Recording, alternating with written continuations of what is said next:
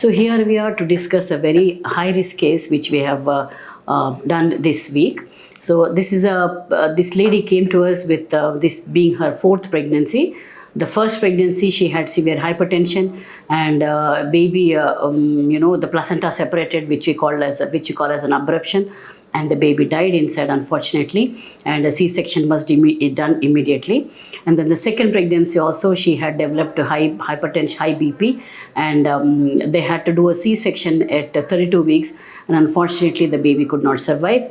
And the third pregnancy was miscarriage. So this fourth time she came to us during the 6th month of pregnancy, and we had taken good care of her in the antenatal period.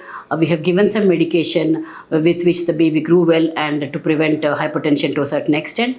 And she went to term at 38 weeks. We had done a C-section and she gave birth to a healthy male baby, 3.2 kg, with the mother in good condition. Namaskaram andi.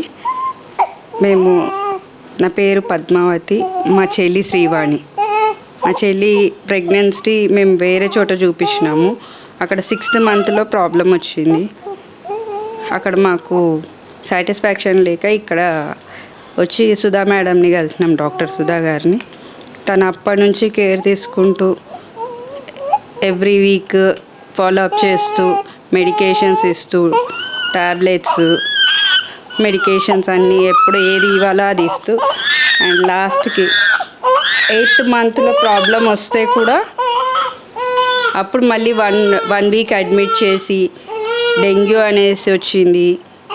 మళ్ళీ లివర్లో ఏదో problem అనేసి reports వచ్చినాయి. అయినా కానీ అన్నీ cure చేసి చక్కగా మళ్ళీ డెలివరీ టైంలో హై బీపీ వస్తే అన్నీ కంట్రోల్ చేసుకొనేసి అన్నీ చేసి మాకు కౌన్సిలింగ్ ఇచ్చినా కానీ మంచిగా దేవుడిలాగా ఆమె మాకు నిలబడి మంచిగా ఆపరేషన్ చేసి తల్లి బిడ్డల్ని సేఫ్గా ఇచ్చింది. మాకు చాలా సంతోషం అండి.